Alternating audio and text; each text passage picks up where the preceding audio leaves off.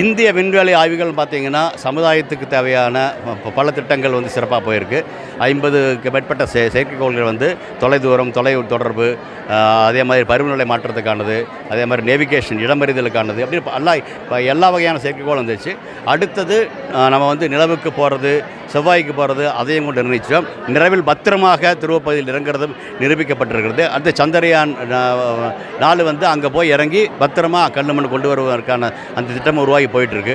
இது எல்லாம் தாண்டி வரும்பொழுது இப்போ வந்து சுனிதா வில்லியம்ஸ் வந்து பயணத்திட்டமாக போனது நிலவிற்கு மனிதர்கள் திருப்பி அனுப்ப முடியுமா அப்படிங்கிற பரிசோதனை வழிக்காக தான் அவங்க போயிட்டு வந்தாங்க. அதுவும் வெற்றிகரமாக இருக்கிற மாதிரி பார்க்குறேன். இப்போ இதெல்லாம் கூட்டி கழித்து பார்க்கும்பொழுது திரும்ப மனிதர்கள் நிலவுக்கு போவதற்கான வாய்ப்பும், அங்கே நிலவில் அதிக காலம் அங்கு தங்குவதற்கான ஒரு நிலைமை உருவாகலாம். அப்படி உருவாகும் பொழுது அதற்கு காரணமானது இந்தியாவினுடைய சந்திரயான் 1, 2, 3 செயற்கைக்கோளினுடைய அந்த கண்டுபிடிப்புகள் தான். அதனால் உலகம் திரும்பி போகும் பொழுது இந்தியாவும் அதில் அந்த நல்ல பங்கு வைக்கணும்னு நினைக்கிறேன். அது வந்து சர்வதேச அளவில் நம்ம ஒப்பந்தம் புரிஞ்சு போகலாம், அல்லது நாமளும் தனியாக போவதற்கான வாய்ப்பு இருக்குது. திரும்ப மனிதன் போவதின் பொழுது கண்டிப்பாக இந்தியர்கள் நிலவில் அவர்களுக்கான தடம் பதிப்பதற்கான வாய்ப்பை நாம் உருவாக்க வேண்டிய அவசியம் இருக்குன்னு நினைக்கிறேன். அது 2 வகையாக பார்க்குங்க. ஒன்று வந்து இந்தியாவிலிருந்து அநேகமாக 4 வருடங்களுக்குள்ள ஒரு மனிதனை வந்து விண்வெளிக்கு அனுப்புவதற்கான ஒரு தகுதியை நம்ம அடைஞ்சிருவோம்.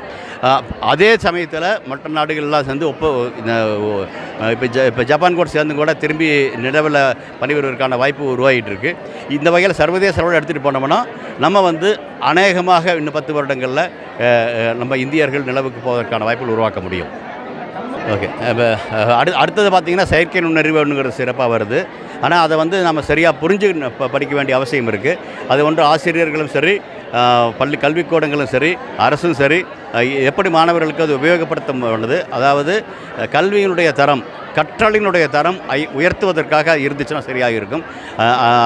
அதை நோக்கி போகக்கூடிய வாய்ப்புகள் இருக்குன்னு நினைக்கிறேன். அதை நோக்கி, அதாவது மற்ற துறைகளில் செயற்கை நுண்ணறிவுக்கான ஆராய்ச்சிகள் இருக்கும் பொழுது கல்விக்கு அதை எப்படி பயன்படுத்த வேண்டும், மாணவர்கள் என்ன இனிமேல் வந்து வாழ்நாள் முழுவதும் கற்க வேண்டும் அப்படிங்கிற அவசியம் இருக்குது. அந்த கற்றலுக்கான முறையை கொடுக்கக்கூடிய ஒன்றாக வரக்கூடிய நிலை செயற்கை நுண்ணறிவு இருந்துச்சுன்னா சிறப்பாக இருக்குன்னு நினைக்கிறேன். செய்திகளை உடனுக்குடனும் துல்லியமாகவும் தெரிந்து கொள்ள சப்ஸ்கிரைப் பண்ணுங்க.